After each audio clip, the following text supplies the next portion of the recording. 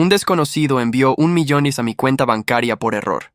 Y después de ir a la corte, ahora es legalmente mío. Era una mañana normal de martes cuando entré a la app de mi banco medio dormido, solo para revisar si ya me habían depositado el sueldo.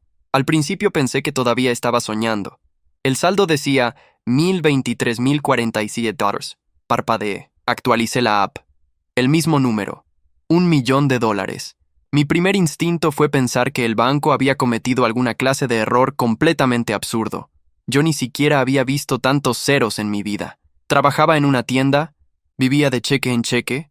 La idea de tener 7 cifras en mi cuenta se sentía como un fallo en la Matrix. Durante unos 5 minutos me permití soñar.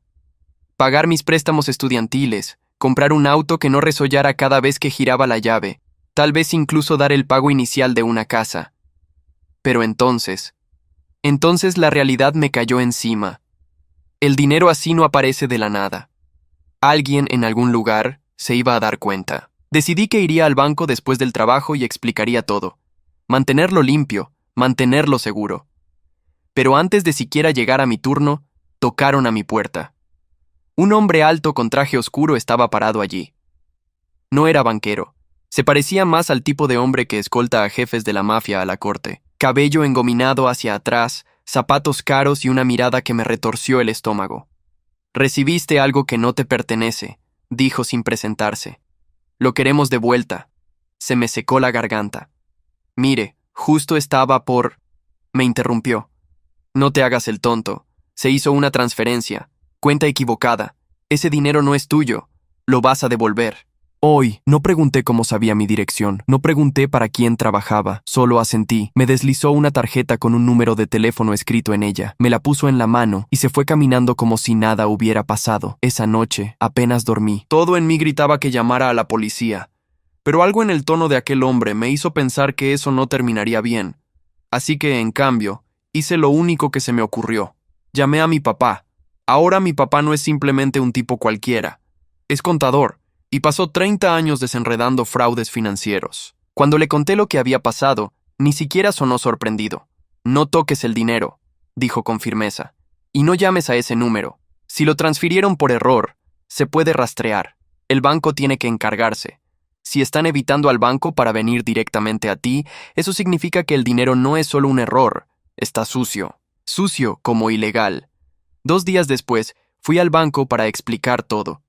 La gerente abrió mi cuenta, frunció el ceño y dijo, «Eso es raro». Luego se disculpó, hizo una llamada telefónica y volvió con cara de nervios. «Legalmente», dijo, «no podemos revertir la transacción sin una orden judicial. El depósito no fue marcado como fraude. A menos que usted autorice una transferencia de salida, el dinero se queda». Salí de ese banco con la cabeza dando vueltas. $1,000,000 simplemente sentado allí y nadie podía quitármelo a menos que yo aceptara. Mientras tanto, el hombre del traje seguía apareciendo, primero en mi trabajo, luego estacionado al otro lado de la calle de mi apartamento. Siempre mirando, siempre esperando. Finalmente, exploté. Llamé a la policía, presenté un reporte por acoso y les di su descripción. Empezaron a investigar. Y aquí es donde todo se puso de cabeza. Resulta que el dinero no había venido de un error. Había venido de una red internacional de lavado de dinero. El FBI había estado monitoreando cuentas conectadas con la operación y de alguna manera la mía había quedado atrapada en medio de todo. El hombre del traje no era ni siquiera era de una empresa. Era uno de los tipos bajo investigación. Cuando el FBI lo detuvo, confirmaron lo que mi papá sospechaba. El dinero estaba sucio. El agente cerró la carpeta y la dejó alineada con el borde de la mesa. Tendría unos 45 años, espalda ancha de quien hizo deporte en la juventud y lo dejó hace tiempo. Traje gris sin gracia, camisa blanca, corbata azul oscuro con el nudo aflojado del final del día. La cara afeitada esa misma mañana, el cabello corto con 2 canas tempranas a la altura de la sien izquierda. Apellido Morales, según la placa que colgaba de un cordón sobre su pecho.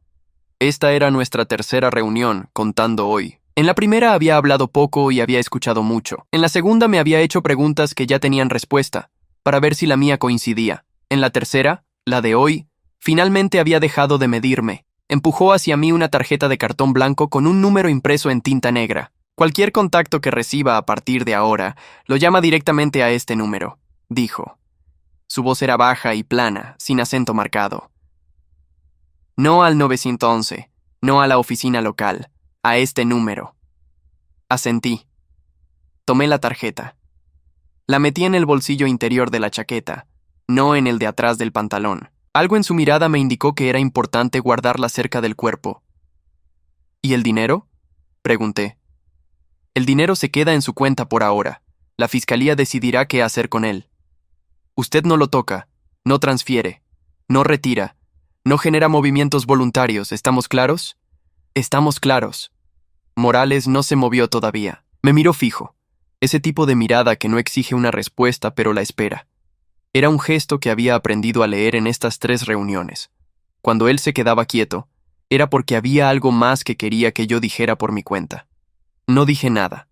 Aprendí, en 33 años de vida, que cuando alguien te observa así, el silencio te protege. Movió levemente la cabeza, como aceptando que yo no iba a llenar el espacio. Abrió la carpeta otra vez. Sacó una hoja, la dio vuelta, la empujó hacia mí. Una última cosa, dijo. ¿Reconoce alguno de estos apellidos? Miré la hoja. Era una lista corta, 5 apellidos en letra de impresora, ninguno de los cuales conocía. Negué con la cabeza. No, ninguno. ¿Su padre los conoce? Levanté la vista hacia él. La pregunta no era casual. Las preguntas de Morales nunca eran casuales. Hacía 3 semanas que él había aparecido en mi vida y todavía no me hacía una sola pregunta de relleno. No sé. Tendría que preguntárselo. No se lo pregunte, dijo. Todavía no. Recogió la hoja. La guardó. Cerró la carpeta. Se levantó. Yo también me levanté. ¿Algo más?, pregunté. Por ahora no. Conduzca con cuidado. Salí del edificio federal a las 5:20 de la tarde. El sol todavía pegaba fuerte contra el estacionamiento. Mi Corolla del 2009, con la pintura levantada en el cofre, me esperaba en la fila 5. Caminé hacia él sin prisa. No miré atrás. Manejé hacia el oeste, hacia el suburbio donde mis padres vivían desde antes de que yo naciera. 29 minutos. Sabía la ruta de memoria. Pasé por la cafetería de la avenida principal, por el supermercado donde mi madre compraba los domingos, por la esquina donde a los 12 años me caí de una bicicleta y mi padre me cargó hasta casa sin decir una palabra. Estacioné frente a la casa. La luz del porche estaba encendida, aunque todavía era de día. Eso era raro. Mi madre apagaba el porche al mediodía y lo encendía a las 7 en punto. Nunca antes. Toqué el timbre 2 veces. Tenía llave, pero desde que cumplí 21 había dejado de entrar sin avisar. Abrió mi madre. Llevaba el delantal puesto, las manos secas, el cabello recogido en una cola baja. «Hijo», dijo, con un alivio en la voz que no entendí. «Tu padre está en el estudio». Me besó la mejilla. La sentí caliente. ¿Estaban esperándome? No. Solo... Pasa. Pasé. El olor a guisado venía desde la cocina, pero no había ruido de ollas. Mi madre cocinaba siempre con la radio puesta. Hoy la radio estaba apagada. Caminé por el pasillo hacia el estudio. La puerta estaba entreabierta. Mi padre estaba sentado en su sillón de cuero, el de siempre, con una libreta sobre las piernas y un bolígrafo en la mano. No escribía. Solo lo sostenía. Levantó la vista cuando me vio. Cerró la libreta antes de hablar. «Siéntate». Me senté en la silla frente a su escritorio. La misma silla en la que me había sentado a los 9 años cuando reprobé matemáticas, a los 17 cuando le dije que no quería ir a la universidad, a los 22 cuando le presenté a la primera novia que duró más de un mes. ¿Qué te dijo el FBI? Se lo conté todo. La red internacional, la operación monitoreada, el hombre del traje, identificado como uno de los detenidos, que el dinero estaba sucio, que se quedaba en mi cuenta hasta que la fiscalía decidiera. No le hablé de la lista de apellidos. Mi padre escuchó sin interrumpir. Cuando terminé, dejó la libreta y el bolígrafo sobre el escritorio. Se levantó, caminó hasta el mueble de la esquina, el de las puertas de vidrio, y sacó 2 vasos cortos y una botella. Sirvió. Me pasó un vaso. Volvió a sentarse. «Te dije que no tocaras el dinero», dijo. Tomé un sorbo. El whisky bajó como una raspadura por la garganta. No lo toqué. Eso fue lo importante. Levanté la vista hacia él. Estaba mirando su propio vaso, no a mí. Tenía los hombros más caídos de lo normal. La camisa, una que mi madre planchaba los domingos con almidón, Hoy tenía una arruga visible en el cuello. Pensé en lo que acababa de decir. Te dije que no tocaras el dinero. Lo había dicho 2 veces ya, desde el momento que llegué. La primera vez en la llamada inicial cuando le conté del depósito. La segunda vez ahora, pero había algo distinto en el tono. En la primera llamada sonaba a consejo. Hoy sonaba a alivio. Y había otra cosa. Yo nunca le había dicho cuánto era. En la llamada inicial le había dicho solo. Apareció un depósito que no debería estar ahí. No le había dicho la cantidad. No quería decirla en voz alta hasta entender qué estaba pasando. Y sin embargo, 2 días después, cuando lo vi en persona y le dije que iba al banco, él me respondió: «No es un error, hijo. 1 millón no se transfiere por error». Yo no había dicho 1 millón. En ese momento no le di importancia. Pensé que tal vez había deducido la cifra por contexto. Mi padre era contador. 30 años en la profesión. Era razonable que estimara la cantidad por la forma en que se mueven esas redes. Lo dejé pasar, pero ahora, sentado en su estudio, con el whisky en la mano y la camisa arrugada de mi padre frente a mí, ese detalle volvió y se quedó. «¿Cómo supiste que era 1 millón?», pregunté. Levantó la vista. «Una fracción de segundo. Suficiente». «Tú me lo dijiste». «No». «¿No?» «No te lo dije. A mamá le dije que era un depósito raro. A ti te dije que apareció dinero que no debería estar ahí. Nunca dije la cantidad hasta que tú la dijiste primero». Se llevó el vaso a los labios. Tomó. Tragó. Bajó el vaso. Todo el proceso lento, calculado. «Hijo, han pasado muchas cosas en estas semanas. Tu memoria te puede estar fallando. Mi memoria está bien». Hubo un silencio. No de los que se llenan rápido. Fue un silencio sostenido.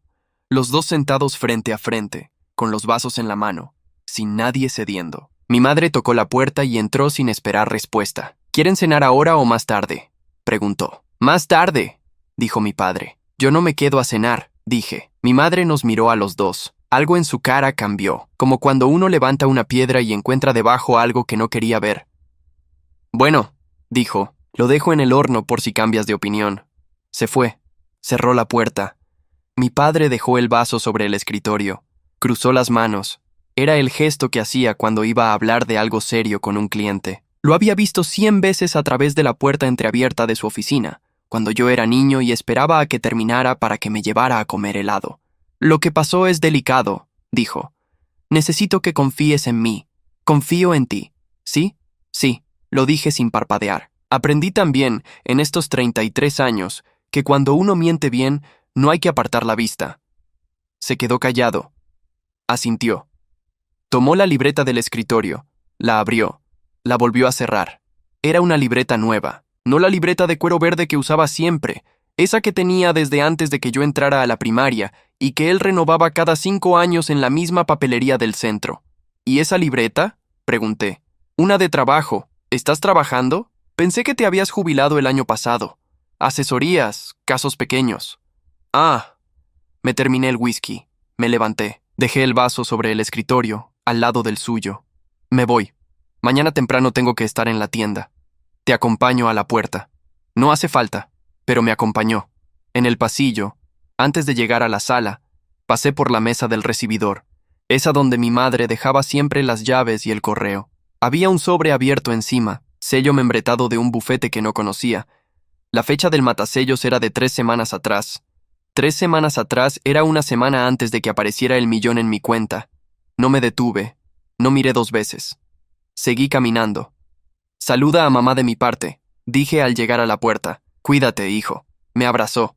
Un abrazo corto, de los suyos. Sentí el olor del whisky en su cuello, y debajo otro olor. Colonia. Una colonia que no era la suya. La de él era una de farmacia, simple, con olor a madera vieja. Esta era cara, cítrica, reciente. Salí. Caminé hacia el auto sin apurarme. Adentro del Corolla, con las manos en el volante, no arranqué de inmediato. Saqué el teléfono. Abrí las notas. Escribí. Libreta nueva. Sobre de bufete, 3 semanas. Colonia que no es la suya. Sabía la cantidad sin que yo se la dijera. Mamá con las manos secas pero la cara tibia. Guardé el teléfono. Encendí el motor. Manejé hasta mi apartamento sin poner música. Las 29 cuadras hasta mi casa las hice en silencio. Las 2 manos en el volante, los ojos fijos en la línea blanca del carril derecho. Cuando llegué, estacioné, Subí las escaleras, abrí la puerta de mi apartamento, dejé las llaves en el plato de cerámica que estaba junto a la entrada. Me senté en el sofá.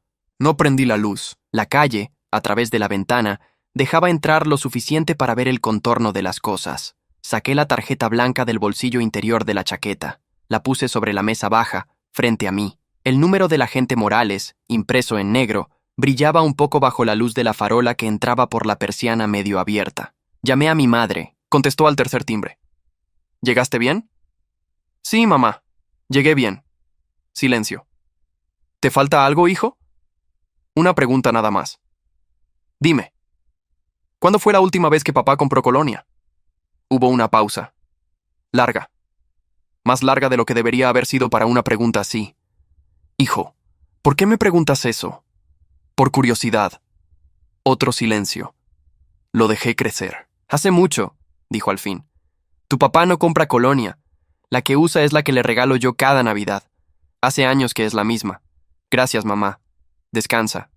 Hijo, ¿qué? ¿Está todo bien? Sí, hijo. Está todo bien, mamá. Colgué.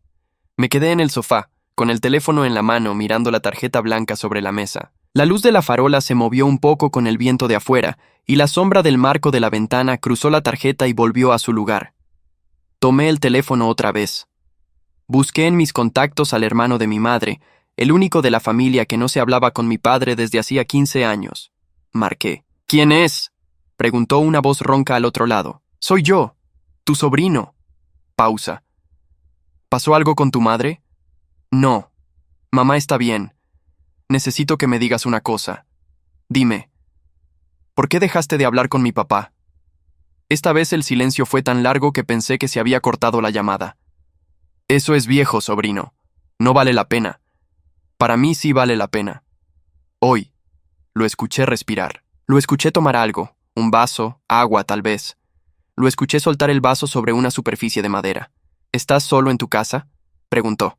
Sí. ¿Cerraste con llave? Sí. Mañana voy a verte. No hables con tu papá hasta que yo llegue. ¿Me oíste? Te oí, sobrino. Dime. No hables con tu papá, ni con tu mamá, hasta que yo llegue. Colgó. Dejé el teléfono boca abajo sobre la mesa, junto a la tarjeta blanca. Las dos cosas, una al lado de la otra, ocupaban el centro exacto del rectángulo de luz que entraba por la ventana.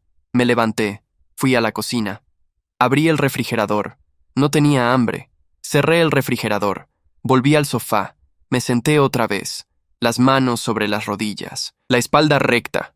Afuera, un auto pasó por la calle. Las luces barrieron el techo de mi apartamento y desaparecieron.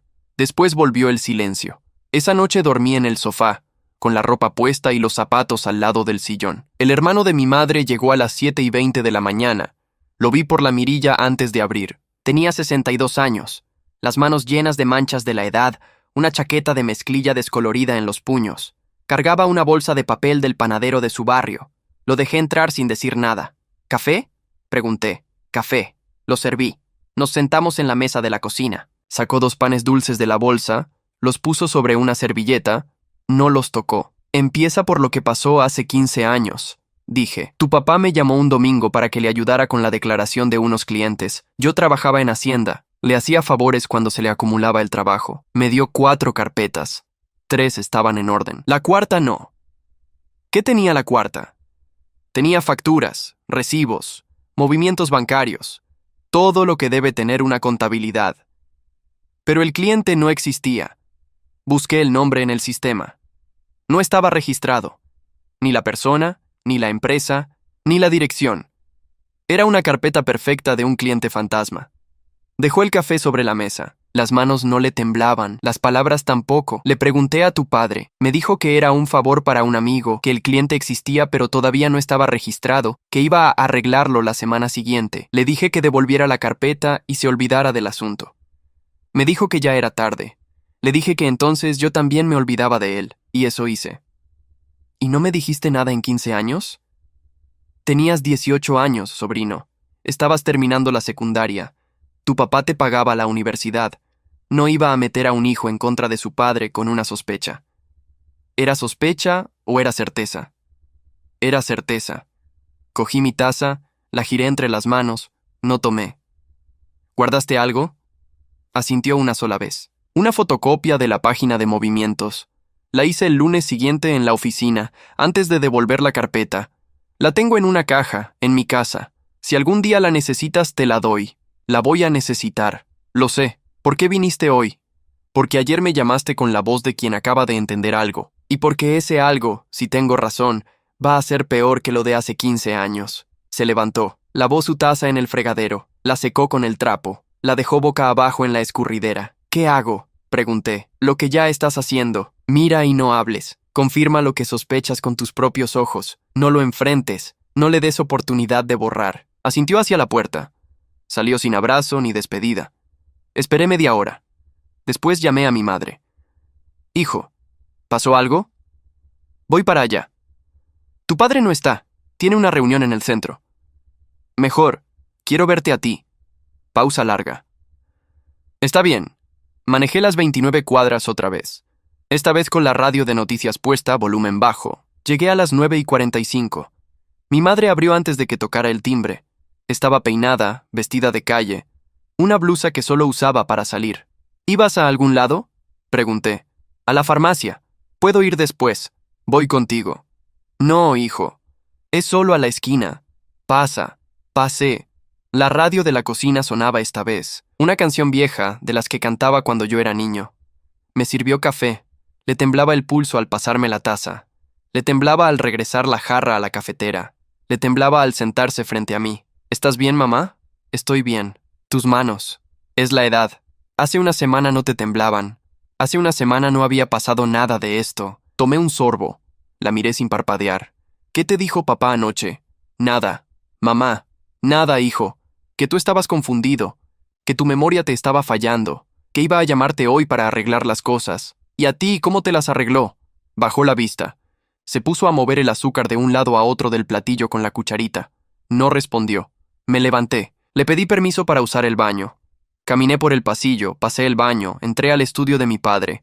La puerta estaba sin llave. La libreta nueva estaba sobre el escritorio, encima de un sobre cerrado. La abrí. Página por página, rápido. Notas en su letra.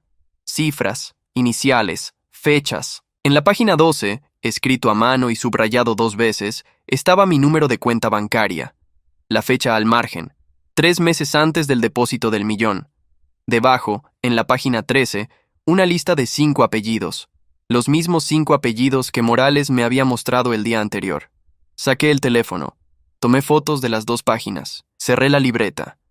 La dejé exactamente como estaba, alineada con el borde del sobre.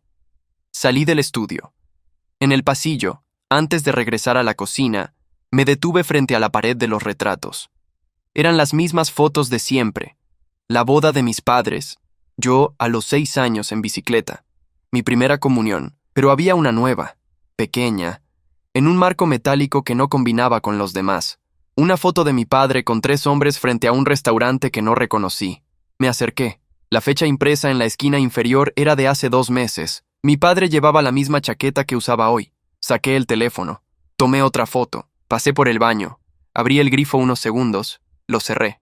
Volví a la cocina. Mi madre seguía sentada, las manos sobre la mesa, juntas, una encima de la otra, para que no temblaran. Me voy, mamá. ¿No te terminas el café? No tengo tiempo. La besé en la frente.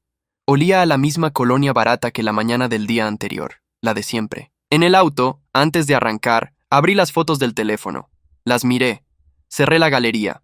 Encendí el motor. Mientras manejaba, marqué el número impreso en la tarjeta blanca. Morales contestó al segundo timbre. ¿Sí? Encontré algo. ¿Está en un lugar seguro? Estoy en el auto, solo. Venga a la oficina ahora. Colgué. Cambié de carril. Tomé la salida hacia el edificio federal. Morales recibió las fotos sin comentario. Las pasó a una computadora. Las amplió. Las miró durante 3 minutos sin levantar la cabeza. Después llamó a alguien por teléfono interno. Le pidió que viniera. Un agente más joven entró con una libreta. Tomó nota de algo que Morales le dictó en voz baja. Salió. ¿Va a arrestarlo? Pregunté. Todavía no. ¿Por qué? Porque la libreta sola no basta. Necesitamos que él la use, que la actualice, que reciba a alguien en su casa, que hable. Si lo detenemos hoy, el resto de la red se entera en 2 horas y se va al fondo. Entiendo. Va a tener que seguir en contacto con su padre, como si no hubiera pasado nada. Entiendo. ¿Puede hacerlo? Llevo 33 años haciéndolo. Morales me miró. Apagó la pantalla. Asintió. Si lo contacta antes que termine el día, llámeme. Salí. Eran las 11:20 de la mañana. Me fui a la tienda. Trabajé el turno completo. Cargué cajas. Cobré en caja. Repuse los estantes de aceite y de arroz. Cuando un cliente me preguntó si tenía la marca de detergente del lunes, le respondí que no, que llegaría el jueves. Le sonreí. Le di las gracias por preguntar. A las 6:45, 5 minutos antes de cerrar, sonó mi teléfono. Era mi padre. Hijo. Papá. Vamos a cenar. Hoy no, papá, estoy reventado. Hoy.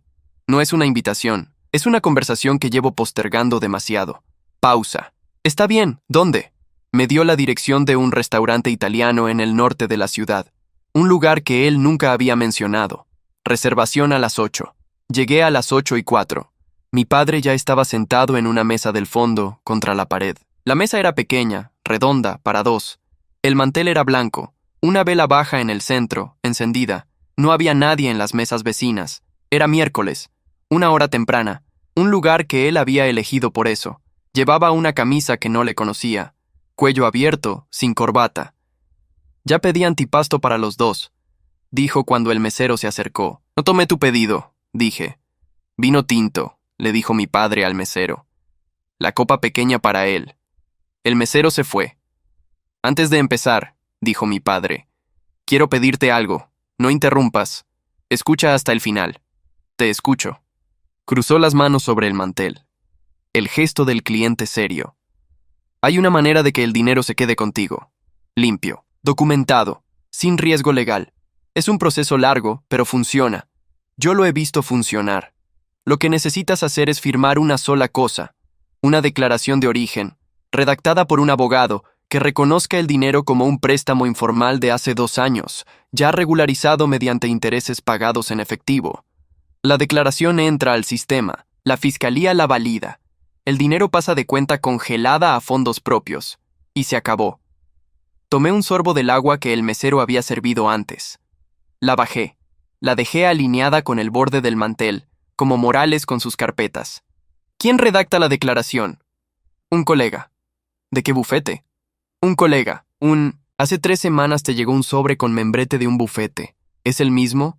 Una pausa. Una sola pausa. Larga. Sí. ¿Y el abogado se encarga de todo? De todo. Solo necesita tu firma y un acta notarial de 3 minutos. El mesero trajo el vino. Lo sirvió. Se fue. ¿Por qué me ofreces esto, papá? Porque no quiero que mi único hijo se quede con las manos vacías después de todo lo que pasó. ¿Y a ti qué te toca? Nada. Nada. Una parte simbólica. Por el trabajo legal. Los abogados no trabajan gratis. ¿Qué porcentaje? No es relevante. Sí lo es. 30%. Me llevé la copa a los labios. No tomé. La dejé otra vez en su lugar. ¿El abogado tiene nombre? Lo conocerás cuando firmes. ¿Por qué no antes? Para protegerte. ¿De qué? De preguntas que no necesitas hacer todavía. Tomó vino. Bajó la copa. Dejó la mano izquierda sobre el mantel. Los 3 primeros dedos extendidos. El meñique doblado debajo. Era el gesto que hacía cuando le mentía a un cliente por teléfono. Lo había visto desde niño, esperando en la sala mientras él hablaba en la oficina. ¿Mamá sabe? Pregunté. No. ¿Va a saber? No tiene por qué. Va a saber. Asintió. Tomó vino otra vez. Voy a pensarlo, dije. Tienes hasta el lunes. Después de eso, la fiscalía empieza el proceso de decomiso y ya no hay nada que hacer. Hasta el lunes. Comimos el antipasto en silencio. Después llegaron los platos principales. No los pedí. Mi padre ordenó por los dos. Comí lo que me pusieron delante. No supo a nada. Cuando salimos, mi padre me abrazó en la acera. Más fuerte que la noche anterior. Sentí otra vez el olor de la colonia cara. Sentí también un papel pequeño deslizándose dentro del bolsillo izquierdo de mi chaqueta. Léelo cuando llegues a tu casa, dijo bajo, sin mover la cabeza. No lo abras en el auto. Subí al Corolla. Manejé 3 cuadras. Estacioné en una calle lateral, debajo de un farol. Saqué el papel. Era una hoja doblada en 4. Adentro, escrito a mano, decía: Si después del lunes no firmas, pueden venir por ti. No tendrás cómo defenderte. Lo único que te protege es la firma. Te quiero. Tu padre. Doblé el papel. Lo guardé en el compartimento del manual del auto, debajo de la guantera. Cerré la guantera. Apoyé las dos manos en el volante. Las miré. No temblaban. Encendí el motor. Saqué el teléfono. Marqué el número de Morales. Cené con él. Dije, ¿firmó algo? No. ¿Le dijo que no? Le dije que iba a pensarlo. Tengo hasta el lunes. Bien, mañana a las 9 en mi oficina. Voy a llevar un papel. Colgué. Volví a manejar. Esta vez sí puse música. Una emisora cualquiera. Subí el volumen lo necesario para no escuchar mi propia respiración. Llegué a la oficina de Morales a las 9:10. Me hicieron pasar a una sala distinta. Más pequeña, sin ventanas, una mesa de metal en el centro, 2 sillas. Sobre la mesa, una grabadora pequeña, del tamaño de una caja de fósforos, y un teléfono distinto al mío. Esto va dentro del bolsillo interior del saco, dijo Morales, mostrándome la grabadora. No se ve, no hace ruido, se enciende apretando 2 veces el costado. ¿Y el teléfono? Tiene un número limpio. Llame a su padre desde este, hoy en la tarde. Dígale que quiere reunirse el sábado, almuerzo familiar, en la casa de ellos. Que va a firmar el lunes y antes quiere pasar un rato tranquilo con sus padres. No va a creerme tan fácil. Va a creerle. Lleva semanas esperándolo. Asentí. Tomé la grabadora, la guardé en un bolso. Una cosa más, dijo Morales. Su madre. ¿Qué pasa con mi madre? Necesitamos saber qué sabe ella. ¿Cuánto sabe? Si está dentro o si la usaron sin avisarle. La grabación nos lo dirá. Está bien. ¿Y si se da cuenta durante el almuerzo? No se va a dar cuenta, pero si lo nota, salga. No discuta. No firme nada. Llame a este número desde la calle, no desde dentro de la casa. ¿Y si mi madre intenta hablar a solas? Déjela hablar. No interrumpa. Si le dice algo que parezca importante, repítaselo en voz alta para que quede grabado. Use una pregunta. ¿Estás diciendo que tú? Entiendo. No improvise, no haga acusaciones, no suba la voz, coma, tome agua, diga sí o no. La grabación hace el trabajo. Entiendo. Salí. Hice la llamada desde el auto, con el teléfono limpio. Mi padre contestó al primer timbre. Hijo, quiero ir el sábado. Almorzar los 3. Antes de firmar. Necesito ver a mamá. Pausa breve. Tu madre estará muy contenta. A la 1. A la 1. Colgué. El sábado a las 12:30. Estacioné frente a la casa. Antes de bajar, apreté 2 veces el costado de la grabadora dentro del bolsillo. Sentí una vibración mínima, una sola vez. Confirmación de que estaba grabando. Mi madre abrió. Tenía puesto un vestido azul que yo no le veía desde hacía años. Cabello suelto, lápiz labial. Hijo, pasa, pasa. Mi padre estaba en el comedor terminando de poner la mesa. 3 puestos, mantel bueno, las copas de cristal que mi madre solo sacaba en Navidad y para las visitas importantes. «¿Te ves bien, papá?», dije. «Tú también». Comimos. Mi madre sirvió. Sopa primero, después pollo, después arroz. Mi padre habló casi todo el tiempo. De temas viejos. Una anécdota de cuando yo tenía 7 años y me caí del techo del garaje. La vez que mi madre quemó el pavo de Navidad. El verano que fuimos a la costa y se nos pinchó la llanta 3 veces. Reía mientras hablaba. Hacía mucho que no lo veía reírse así. Mi padre se sirvió una copa de vino. Le sirvió otra a mi madre. Ella no tocó la suya. Yo bebí poco, sorbo a sorbo, para que pareciera que tomaba más de lo que tomaba. Mi padre se sirvió la segunda copa antes de los 20 minutos. Mi madre lo miraba. No reía. Sonreía con los labios cerrados. Comía despacio. Masticaba más veces de las necesarias antes de tragar. En un momento mi padre puso su mano izquierda sobre la de ella, sobre la mesa, cerca de la cesta del pan. No fue un gesto romántico. Fue el gesto de quien aprieta sin apretar. Mi madre dejó de comer un segundo. Después siguió. Mi padre retiró la mano. Lo vi. Mi madre no era una víctima. Mi madre sabía. Cuando ella se levantó a traer el postre, mi padre se inclinó hacia mí. ¿Trajiste el papel del notario? Lo tengo en el auto. Después de comer lo revisamos. Después de comer. Mi madre regresó con flan. Sirvió 3 porciones. Dejó la cuchara junto a la mía con cuidado, sin hacer ruido. Cuando se sentó, me miró por primera vez desde que llegué. ¿Estás contento, hijo? Estoy tranquilo. Eso es lo importante. Sí, mamá. Después del flan, mi padre me llevó al estudio. La libreta nueva ya no estaba sobre el escritorio.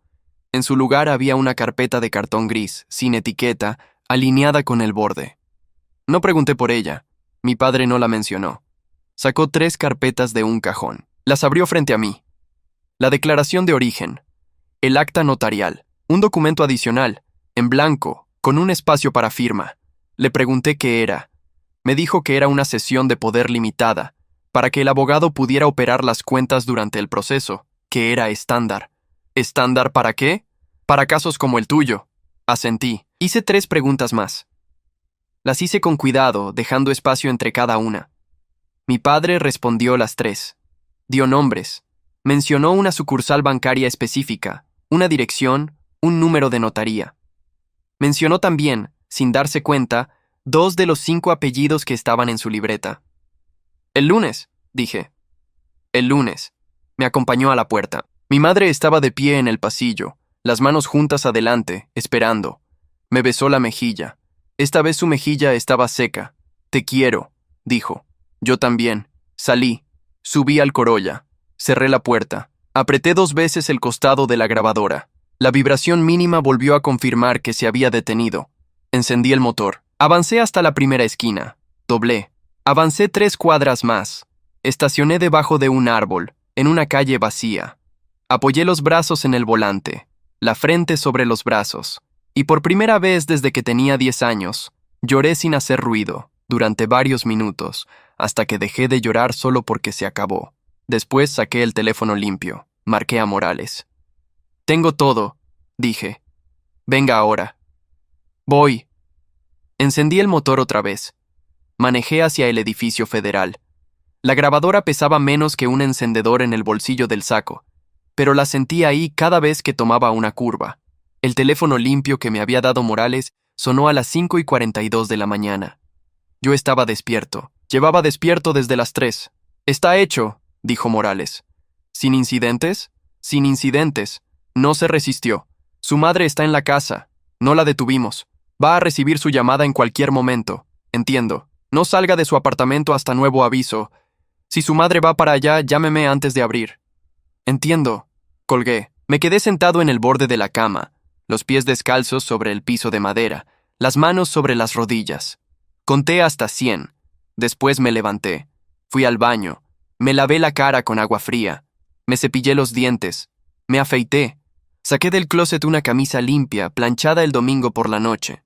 Me la puse. Me puse los pantalones de la tienda. Me amarré los zapatos despacio, uno por uno, con el doble nudo de siempre. Cuando salía del baño, mi teléfono normal, no el limpio, empezó a sonar. Mi madre. Lo dejé sonar hasta el final. Sonó otra vez. Lo dejé sonar otra vez. A la tercera vez contesté. ¿Qué hiciste, hijo? ¿Qué hiciste? Lloraba. No era llanto de sorpresa. Era el llanto de quien lleva días o semanas conteniéndolo. Estoy en mi casa, mamá. Vinieron por él. Lo esposaron en bata. Frente a la puerta, los vecinos miraron. Sí. ¿Dónde estás ahora? En la sala, sola. Me dejaron quedarme. ¿Te interrogaron? Después. No hoy. Me dijeron que iba a venir alguien la próxima semana. ¿Tú sabías? Sí. ¿Lo destruiste? No, mamá. Él se destruyó. Es tu padre. Es mi padre. Y tú sabías. Lo supiste durante años. Yo no sabía nada. La colonia, mamá. ¿Qué? La colonia que olí en su cuello el lunes. Tú me confirmaste por teléfono que él no compraba colonia.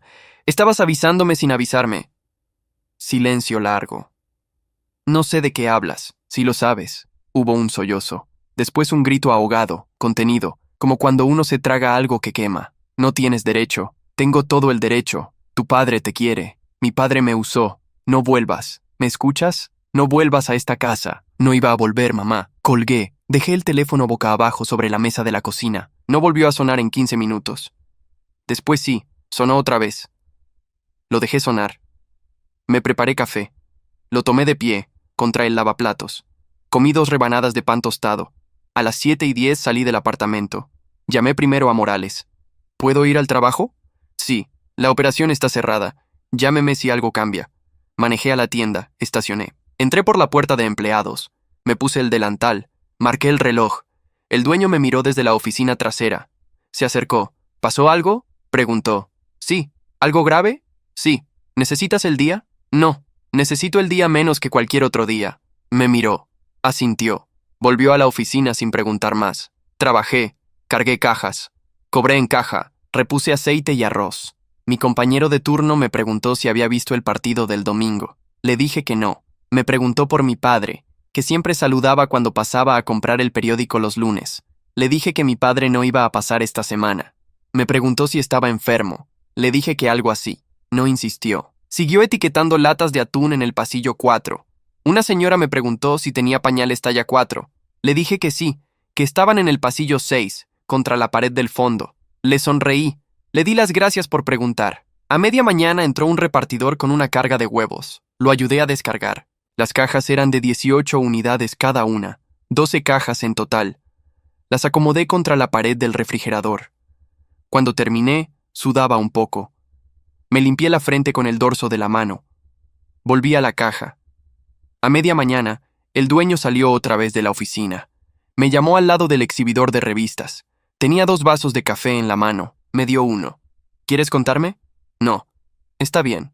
Pero le voy a contar algo. Dime. Llevo 8 años trabajando aquí. Usted nunca me preguntó si estaba bien.